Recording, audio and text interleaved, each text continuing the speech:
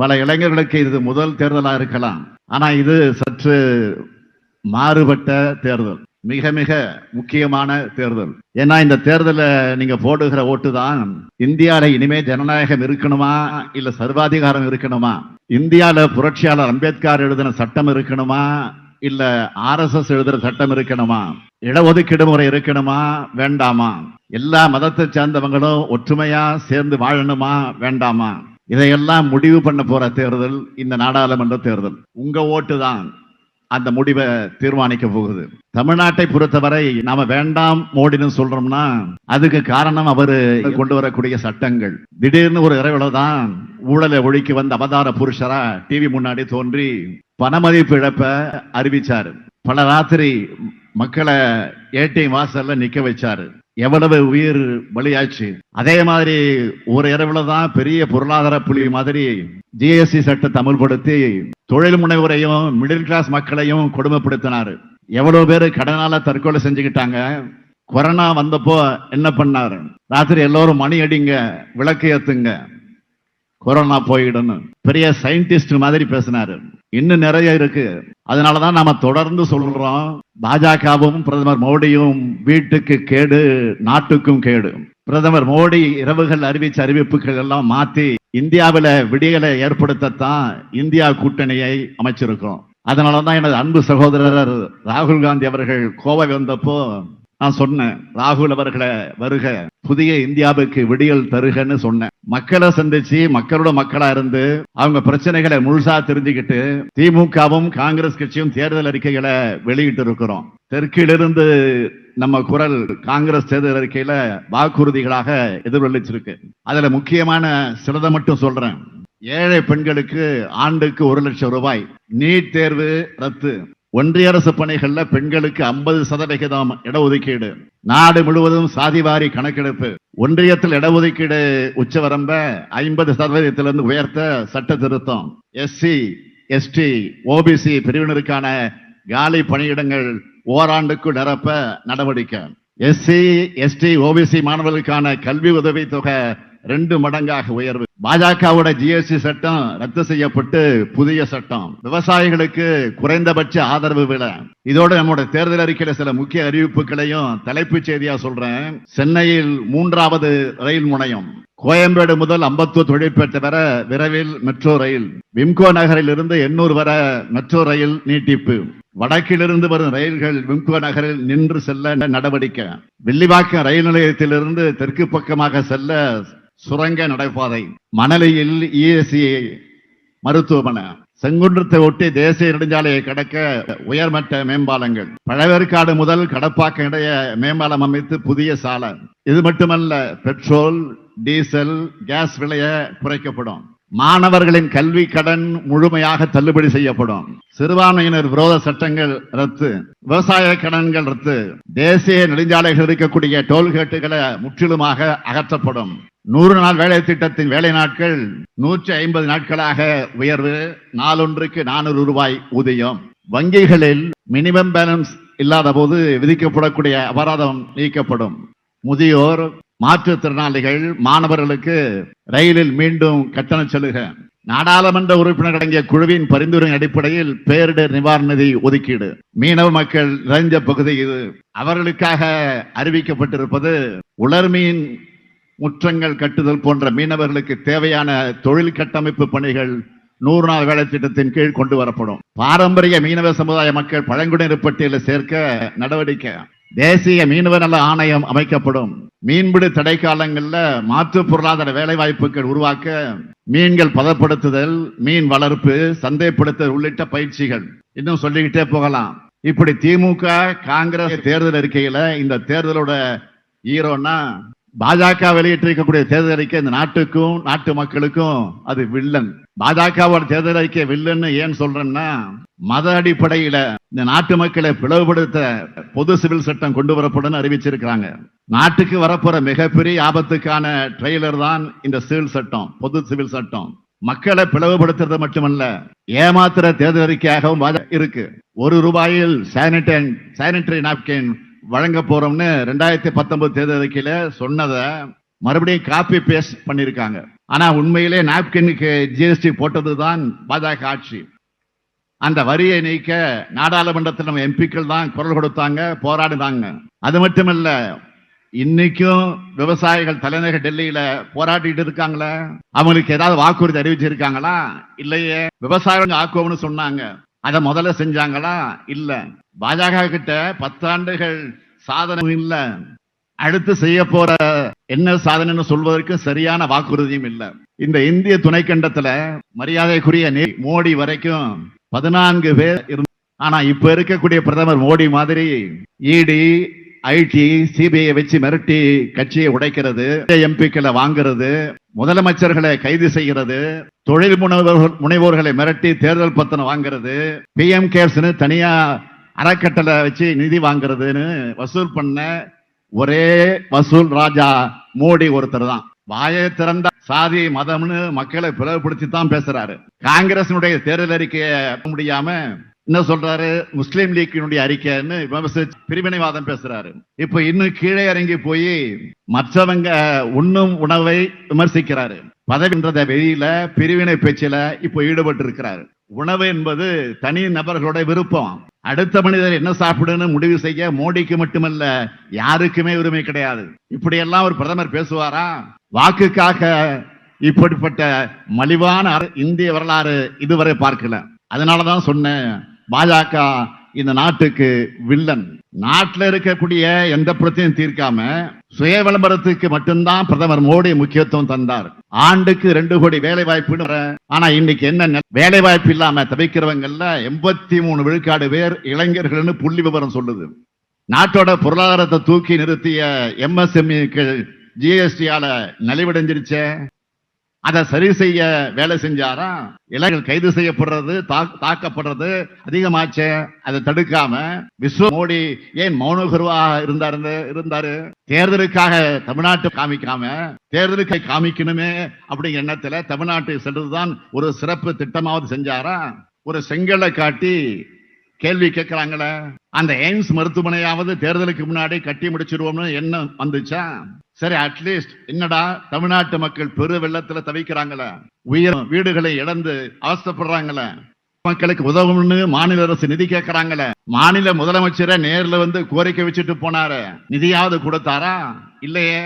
இப்படி எதையும் செய்யாம நம்ம திராவிட மாடல் அரசு வெள்ளத்தால பாதிக்கப்பட்ட மக்களுக்கு 6000 ரூபாயும் ஏராளமான நலனும் பிச்சேன்னு சொல்ல வைக்கிறாரு. இந்த லட்சணத்துல சென்னைக்கு ஏதோ ஷோன்னு வந்தாரு. என்ன ஷோ அது? Road show. இப்படி ஷோ காட்டிட்டு போக வெட்கப்பட வேண்டாமா? அண்ட புழுகு ஆகாச புழுகுன்னு சொல்லுவாங்கல்ல, அப்படி நேற்று ஒண்ணு சொன்ன. கடந்த 10 ஆண்டுகள்ல தமிழ்நாட்டு ரூபாய் கொடுத்திருக்கிறதா பச்சை போய் சொல்றாங்க. ரூபாய் வரியா வாங்கினா 29 திருப்பி தந்துட்டு நேற்று ஒரு கணக்கு காட்டி இருக்காங்க. எல்லாம் பொய் கணக்கு. உதாரணத்துக்கு சொல்றேன், நான் பலமுறை கோரிக்கை வச்சும் 1 ரூபாய் கூட கொடுக்கப்படாத மெட்ரோ 2ஆம் கட்ட பணிகளுக்கு 63,246 கோடி ரூபாய் இருக்காங்க. சென்னை முழுக்க மெட்ரோ பணிக்காக பணிகள் ஸ்லோவா நடக்குது. அதுக்கு என்ன காரணம்? ஒன்றிய பாஜக அரசு 1 பைசா கூட பணம் தராததுதான் காரணம். இருந்தாலும் பணிகளை முடிச்சாகணுமே. திட்டத்தை செயல்பாட்டுக்கு கொண்டு மாநில அரசு நிதி சுமையை ஏற்ற செஞ்சுக்கிட்டு இருக்கோம். இதனால நம்ம அரசுக்கு ஆண்டுக்கு 12,000 கோடி கூடுதலா செலவாகுது. இப்படி நிதி நெருக்கடியை உருவாக்கிட்டு சர்வசாதாரணமாக பொய் சொல்லிக்கிட்டு இருக்காங்க. இங்க மீனவர்கள் பலர் வந்திருக்கீங்க. சாகர்மாலா திட்டத்துக்கு 2 லட்சம் கோடி கொடுத்திருக்கோம்னு சொல்லி இருக்காங்க. அந்த பணிகள் எங்கேயாவது நடந்து பார்த்திருக்கீங்களா?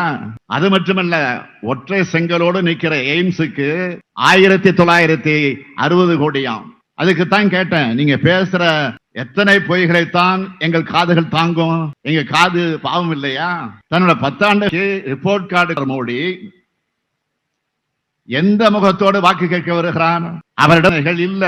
ஒன்றியத்துல திமுக காங்கிரஸ் கூட்டணி அரசுல தமிழ்நாட்டுக்கு என்னென்ன சாதனைகள் செஞ்சிருக்கோம்னு நானும் பல கூட்டங்களை சொல்லி இருக்கேன்.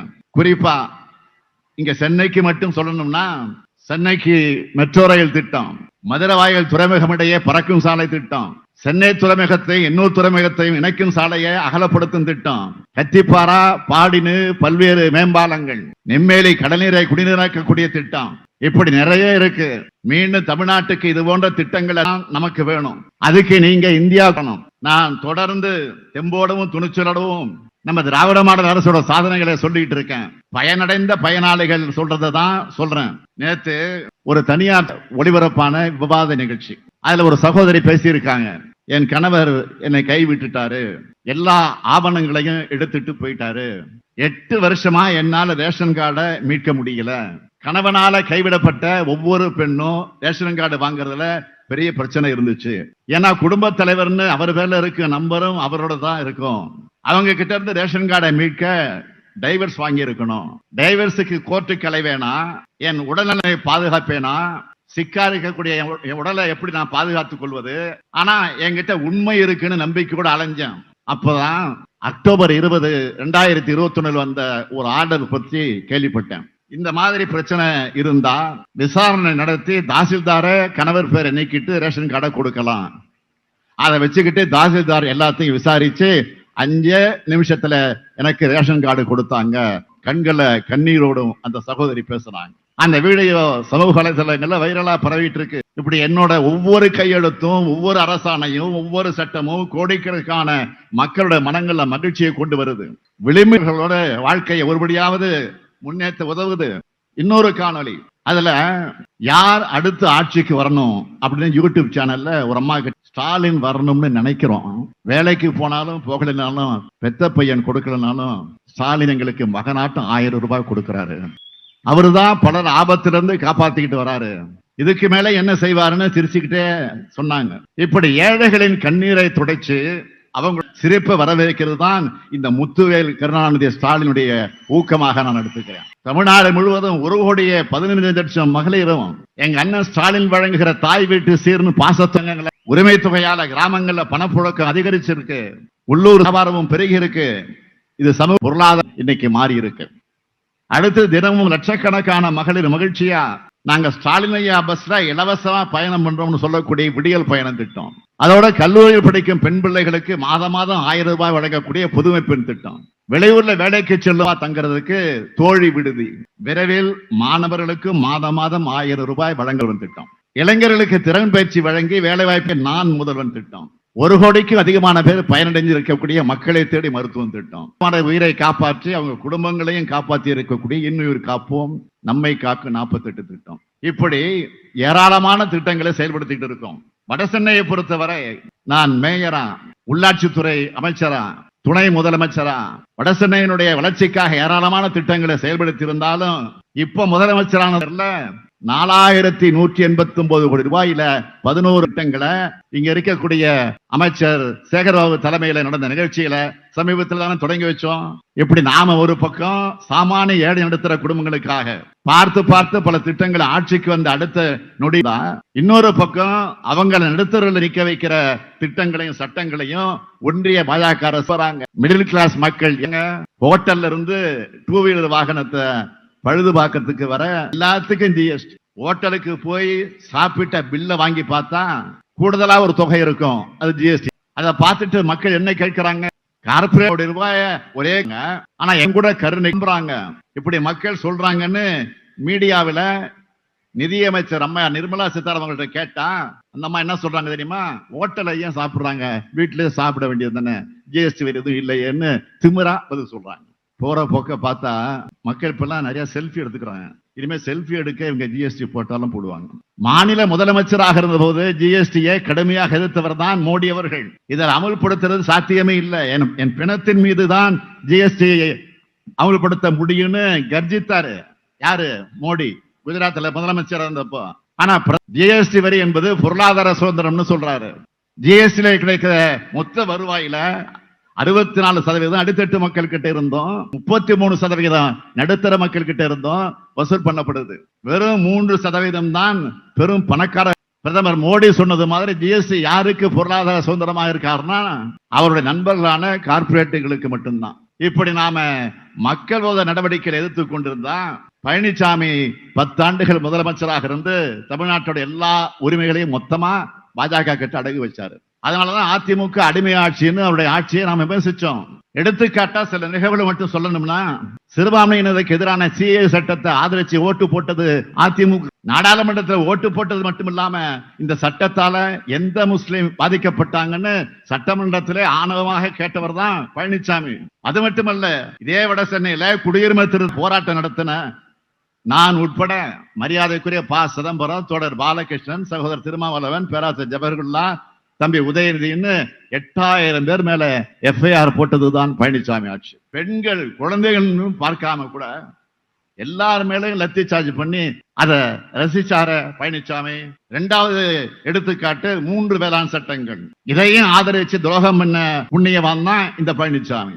பாஜகவுக்கு விசுவாச காற்று வேகத்துல இன்னும் இந்த சட்டம் வந்தா நம்ம விவசாயிகள் உத்தரப்பிரதேசம் போய் வியாபாரம் பண்ணலாம்.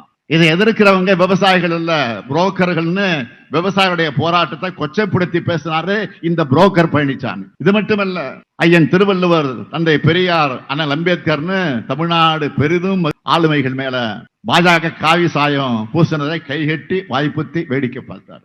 இவ்வளவைய தன்னுடைய சொந்த கட்சி தலைவர், அவர்களுக்கு பாஜக காவி சாயம் பூசினதையே கண்டுக்காம இருந்தவர் தான் பழனிசாமி.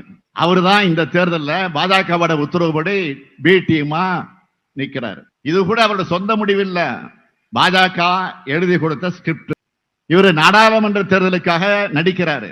பழனிசாமி வேஷம் எல்லாம் மக்கள் கிட்ட எப்பவுமே எடுபட போவதில்லை. இந்த தேர்தலில் இந்தியா கூட்டணியை வெற்றி பெற வைக்க இந்தியா முழுக்க எல்லா மாநில மக்களும் தயாராகிட்டாங்க. தமிழ்நாடு முழுக்க நான் சென்னை வந்திருக்கிறேன். ஒவ்வொரு ஊர்லயும் பொதுமக்கள், இளைஞர்கள், குறிப்பா பெண்கள் தர ஆதரவு பிரமிக்க வைக்குது. சென்னையும் திருவள்ளூரையும் பாஜக அதிமுகவும் முழுசா புறக்கணிச்சாங்க. அதனால்தான் 2019 தேர்தலையும் 2000 தேர்தலையும் நீங்க அவங்க 2 பேரையும் மொத்தமாக ஒதுக்கி திமுக கூட்டணிக்கு முழு வெற்றியை தந்தீங்க. அது இந்த தேர்தலையும் தொடரணும். சென்னையும் திருவள்ளூரும் வளர காரணம் திமுக ஆட்சி. இந்த பகுதியை எப்பவும் கண்டுகொள்ளாத ஆட்சி அதிமுக பாஜக ஆட்சி. இந்தியாவியான வாக்கு வித்தியாசத்துல நீங்க வெற்றி பெற வைக்கணும். திருவள்ளூர் நாடாளுமன்ற வேட்பாளர் சசிகாந்த் செந்தில் அவர்களுக்கு கை சின்னத்திலையும், வடசென்னை நாடாளுமன்ற தொகுதியின் வேட்பாளராக போட்டியிடக்கூடிய கலாநிதி வீராசாமி அவர்களுக்கு உதயசூரியன் சின்னத்திலையும் நீங்க எல்லோரும் வாக்களிக்க வேண்டும் என்று உங்கள ஒருவனா, உங்களுக்காகவே உழைத்த தலைவர் கலைஞருடைய மகனாக்க நீங்க அளிக்கிற வாக்கு இந்தியாவை காக்கட்டும், தமிழ்நாட்டை காக்கட்டும், நம் எதிர்கால தலைமுறையை காக்கட்டும், பாசிசத்தை வீழ்த்த இந்தியாவை காக்க உங்கள் ஸ்டாலின் அழைக்கிறேன். 40 நமதே, நாடும் நமதே. 40 நமதே, 40 நமதே. கொஞ்சம் சத்தமா, 40 நமதே, 40 நமதே. நன்றி, வணக்கம்.